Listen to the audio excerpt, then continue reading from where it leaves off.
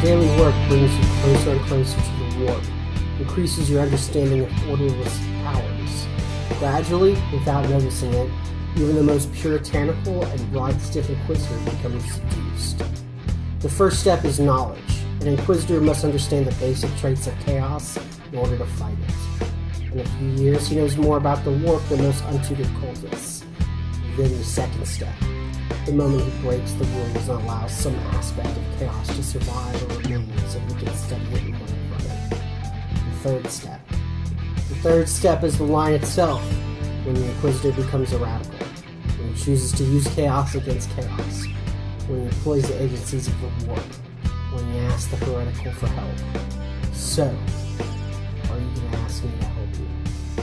Conscious Glad.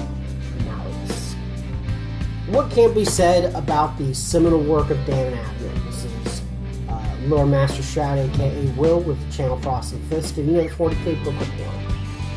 Decades of canon established with these three books, Xenos, Malleus, Heretics. Basically showing for the first time what the setting looks like beyond the battlefield. Places that aren't completely crushed by warfare. How the Imperial civilization functions outside a war zone. It's almost required reading, just to see where it all starts.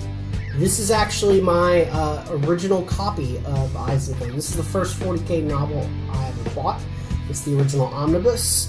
It's well worn. I've had this for 13 years. I think the copyright on this it's a first printing of the omnibus, so 2004 was when I bought this.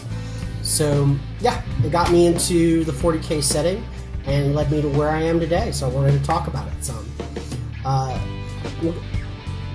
It's originally a series of books that were to pitch a minigame, a specialist game that Games Workshop was putting out called Inquisitor, with larger scale miniatures. But it grew into the Adnetverse. Between this and Gaunt's Ghost, Ravenor, Beckwin, Titanicus, Adnet's built up a shared continuity between his books that have been borrowed by various authors in the Black Library setting. One of the few positives of the first-person perspective, and I can't stress enough how annoying that gets at times, but the whole book is written in a first-person perspective.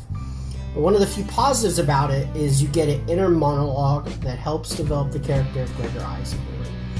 You see his beliefs, you see how he chooses to defend them, and you see as they change over time. He has a very definite arc. And as you can tell from the quote, he starts off as this moderate Amalanthian, which, we have a comment if you want to hear about the various factions of Inquisition.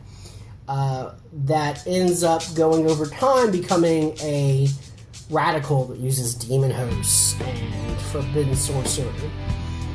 There's a rise and fall to it, and he faces dilemmas in an interesting way, and that's really the only place that first person shines through.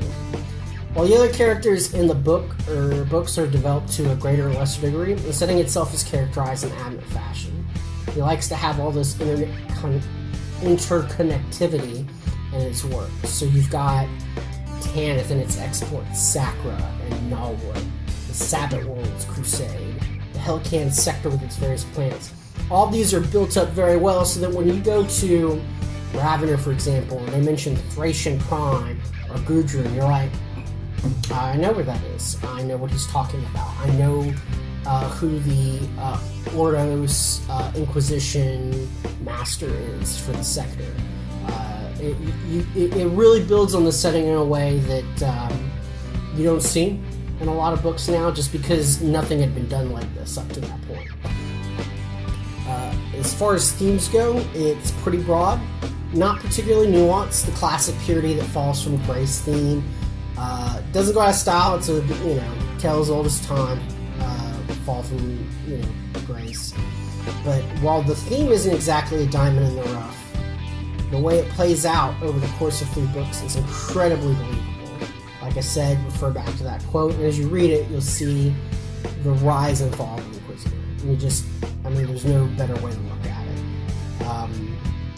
The setting, as far as reconciling the meta, something I've mentioned in previous book reports, he's one of the few authors Dan Abnett's one of the few authors that's allowed to make big decisions as far as what's happening in the setting, what happened in Heresy, how to incorporate picture items. These books are old, so they don't do it here, but they build that meta to begin with.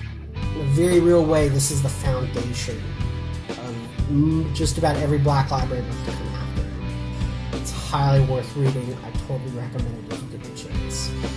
As always, like and comment if you like these videos and you want to see more of them, if you have questions about them. This one's kind of short. I'm doing these back to back with another video today. I just wanted to keep some comment out, and honestly, I like Dan Abnett, but I really am more into Aaron Dembski-Bowden and Chris Wright. And those are books I can talk more about at length.